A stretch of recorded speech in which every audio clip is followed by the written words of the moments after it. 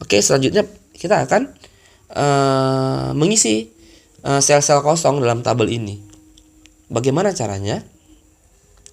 Yang pertama sekali yang kita isi di sini adalah baris X1 dulu yang kita isi. Ya, sel-sel kosong pada baris X1. Caranya seperti apa? Nah, diketahui tadi kan kita punya data baris S1 nih. Baris S1 yang sudah kita keluarkan. Datanya adalah kita ambil dari tabel sebelumnya. Ini dia. Baris S1 10 2 1 0 0 300. Ya, ini adalah merupakan angka-angka pada baris S1 yang akan kita gunakan. Sementara pivot poinnya sudah kita tentukan tadi adalah 10. Pivot poinnya adalah 10. Kemudian untuk mencari baris X1, yaitu baris S1 yang ini dibagi pivot point. Ya, jadi teman-teman menyesuaikan ya. Pada kolom X1 baris S1-nya adalah 10 dibagi pivot pointnya kan sama tuh 10 per 10.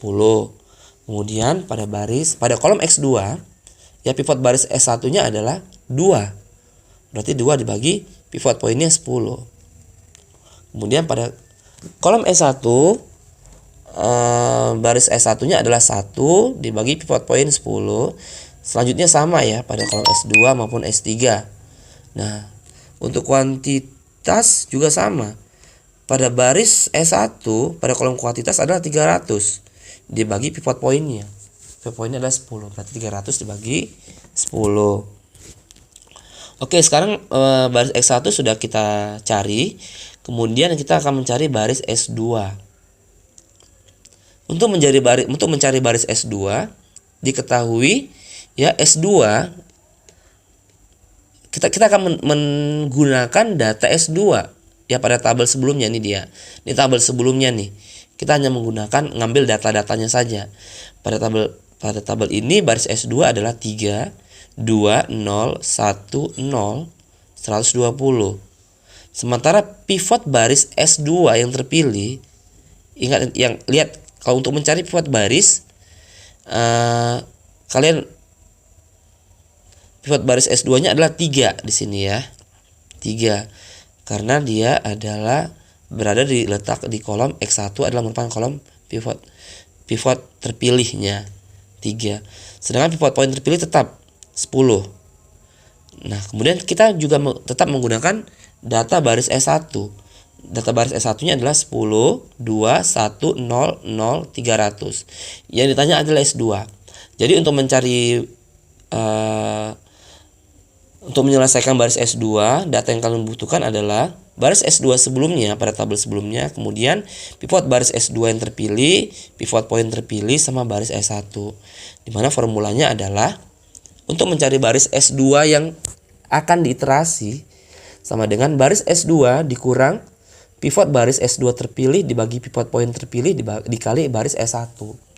Sebenarnya kalian urutkan saja di sini. Baris S2-nya kan 3 2 0 1 0 120. Turunkan saja ke bawah ini. 3 2 0 1 0 120 dikurang ya, pivot baris S2 terpilihnya kan sama 3 semua kalian masukkan di sini angkanya. Kemudian dibagi pivot pointnya juga sama. Pivot point terpilihnya adalah 10, maka di sini 10. Sedangkan yang beda adalah baris S1-nya. Baris S1-nya ini kalian harus menyesuaikan dengan kolomnya ya, kolom dan barisnya. Ya. Nah, di sini adalah 10 2 1 0 0 300. Kalian sesuaikan di sini 10 2 1 0 0 300. Jadi harus sama. Untuk mencari kolom X1, X2, S1, S2, S3 dan kuantitas kalian urutkan seperti ini. Kalian harus menggunakan kolom yang sama pada baris S2, kolom yang sama pada baris S1. Sehingga didapat hasilnya adalah seperti ini. Ya, nanti silakan kalian cari sendiri. Oke, sedangkan untuk mencari S3,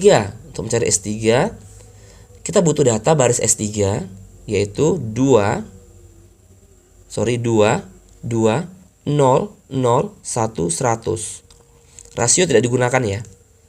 Pivot baris S3 terpilih kita ambil adalah 2 di sini. Kalau tadi sebelumnya pivot baris S2-nya adalah 3, kita ambil pivot baris terpilihnya adalah 2, yang baris S3-nya.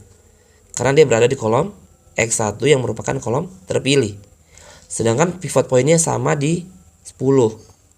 Ya. Sedangkan baris S1 tetap kita gunakan datanya yaitu 10, 2, 1, 0, 0, 300. Ditanya baris S3. Rumusnya sama sih sebenarnya.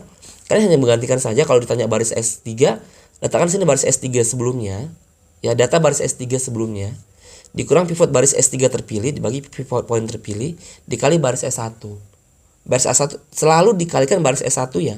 Kenapa? Karena baris S1 adalah merupakan baris pivot baris terpilih. Ya.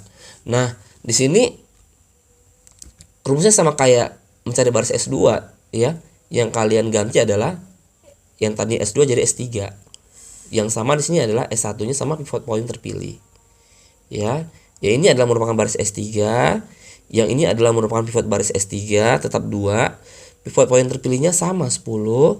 Kemudian baris S1-nya adalah 10, 2, 1, 0, 0, 300. Silakan dicari hasilnya berapa. Disamakan. Hasil yang saya dapat di sini adalah S3 pada kolom X1 adalah 0, pada kolom X2 16/10, pada kolom S1 minus 2/10, pada kolom S2 0, pada kolom S1-nya 1, dan pada kolom kuantitasnya adalah 40. Nah, kemudian kalian akan mencari nilai, selanjutnya kalian mencari nilai ZJ. Untuk mencari nilai ZJ, yang diketahui adalah pivot kolom terpilih. Nah, pivot kolom terpilih di sini adalah 4000. Nah, di sini 4000. Sedangkan pivot point terpilih sama di 10. Kita tetap menggunakan baris S1 karena adalah merupakan baris terpilih. Baris S1-nya adalah 10, 2, 1, 0, 0, 300. Sedangkan baris ZJ 0, 0, 0, 0, 0, 0. Ya, formulanya adalah untuk mencari ZJ iterasi ya, yaitu pivot kolom terpilih dibagi pivot point terpilih dikali baris S1 ditambah baris ZJ. Sehingga kita masukkan aja angkanya. Pivot kolom terpilih kan 4000 sama semua 4000 di masing-masing kolom. Sedangkan pivot point terpilihnya adalah 10. Semua 10 dikali baris S1 karena baris terpilih. Masukkan 10, 2, 1, 0, 0, 300. Kemudian baris ZJ. Dimasukkan saja sama semua ya, 0 semua. Silakan dicari hasilnya berapa. Nanti kita akan samakan. Hasil yang saya dapat adalah untuk kolom X1 nilai ZJ adalah 4000. Untuk kolom X2 nilai ZJ-nya adalah 800. Untuk kolom S1 nilai ZJ-nya adalah 400. Untuk kolom S2 0, untuk kolom S3 0, untuk kolom kuantitas adalah 120.000. Selanjutnya kita akan mencari nilai CJ kurang ZJ. Langsung dikurangkan saja. Baris CJ dikurang ZJ. Berarti 4000 dikurang 4000 hasilnya 0. 1000 dikurang 800 hasilnya 200. 0 dikurang 400 hasilnya minus 400. 0 dikurang 0 hasilnya 0. 0 dikurang 0 hasilnya 0. Sehingga hasilnya diperoleh seperti ini ya. Ini dia. Ini ya, ini cara penyelesaiannya. Ya, ini cara penyelesaiannya. Kemudian langsung hasilnya masukkan di tabel di sel yang kosong tadi. Nah, kemudian setelah semua tabel ini sudah kita isi sel-sel kosong tadi, kemudian kalian cek kembali untuk cross check kembali pada baris CJ kurang ZJ. Ya, syarat yang menyatakan bahwasanya iterasi ini sudah selesai dilakukan jika nilai CJ kurang ZJ harus lebih kecil sama dengan 0.